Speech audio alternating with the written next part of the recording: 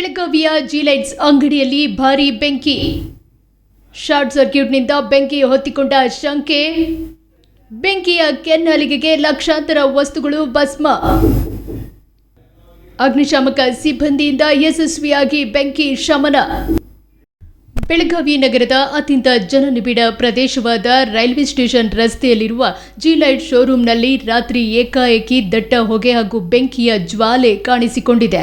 Short ಸರ್ಕ್ಯೂಟ್ನಿಂದಾಗಿ ಬೆಂಕಿ ಹೊತ್ತಿಕೊಂಡಿರಬಹುದು ಎಂದು ಶಂಕಿಸಲಾಗಿದ್ದು, ಅಂಗಡಿಯಲ್ಲಿದ್ದ ಲಕ್ಷಾಂತರ ರೂಪಾಯಿ ಮೌಲ್ಯದ ವಸ್ತುಗಳು ಸುಟ್ಟು ಕರಕಲಾಗಿವೆ.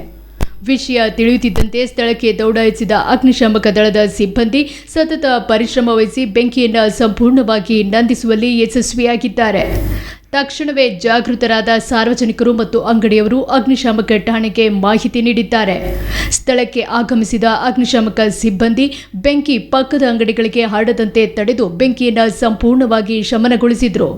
ಘಟನೆಯಲ್ಲಿ ಅಂಗಡಿಯಲ್ಲಿದ್ದ ವಿದ್ಯುತ್ ಉಪಕರಣಗಳು ಮತ್ತು ಅಲಂಕಾರಿಕ ಲೈಟ್ಗಳು ಸುಟ್ಟು ಭಸ್ಮವಾಗಿದ್ದು, ಅದೃಷ್ಟವಶಾತ್ ಯಾವುದೇ ಪ್ರಾಣಹಾನಿ ಸಂಭವಿಸಿಲ್ಲ. In news Belagavi.